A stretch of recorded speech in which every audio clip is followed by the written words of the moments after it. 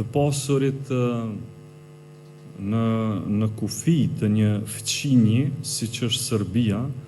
e cila vazhdon të mbajë raportet ngushta me Rusinë, paraqet kërcënim jo vetëm për Kosovën, po për krejt Ballkanin. Serbia vazhdon të mos e mbështes asnjë sankcion të Bashkimit Evropian kundër Federatës Ruse, sikurse në të njëjtën kohë dhe ka intensifikuar bashkëpunimin ushtarak me vende si Kina, dhe është i vetmi vend i cili në rajon mori pjesë në ceremoninë mortore të ish udhëheqësit iranian Khamenei. Ky orientim i Serbisë është më shumë se sa një pozicion i dyzuar në arenën ndërkombëtare. Retorika e pandryshuar agresore e politikës zyrtare serbe kundrejt Republikës së Kosovës dëshmon se Serbia është burim kërcënimi dhe destabiliteti për paqen rajonale dhe evropiane. Deklarata e ministrës serbe se po të ishte në vend të Miloševićit do ta spastronte etnikisht Kosovën sërish, është një deklaratë që duhet ta marrim seriozisht jo vetëm si shtet i Kosovës, por duhet merret po aq me vëmendje dhe me seriozitet edhe nga aleatët tonë ndërkombëtar,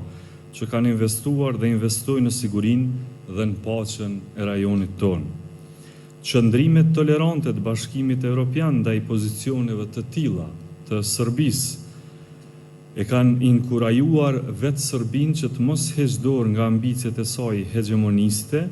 Rrethonat e trazuara globale të viteve të fundit kanë dëshmuar se Republika e Kosovës si shtet sovran dhe i pavarur ka qëndruar e palëkundur në mbështetjen e aleancës perëndimore për të mbrojtur sovranitetin dhe integritetin e Ukrainës kundrejt agresionit të Rusisë dhe i ka mbështetur të gjitha masat sankcionuese që aleanca perëndimore ja ka vendosur Federatës Ruse. Po ashtu Republika e Kosovës qëndron përkrah aleatit tonë më të madh, Shteteve të Bashkuara të Amerikës, në përpjekjen e tyre për të ndërtuar paqen në lindjen e mesme. Antarësimi në bordin e paqes i themeluar nga presidenti Trump dhe dërgimi i ushtarëve të forcës së sigurisë Kosovës në Gaza, në kuadër të trupës paqëruajtëse, janë dëshmi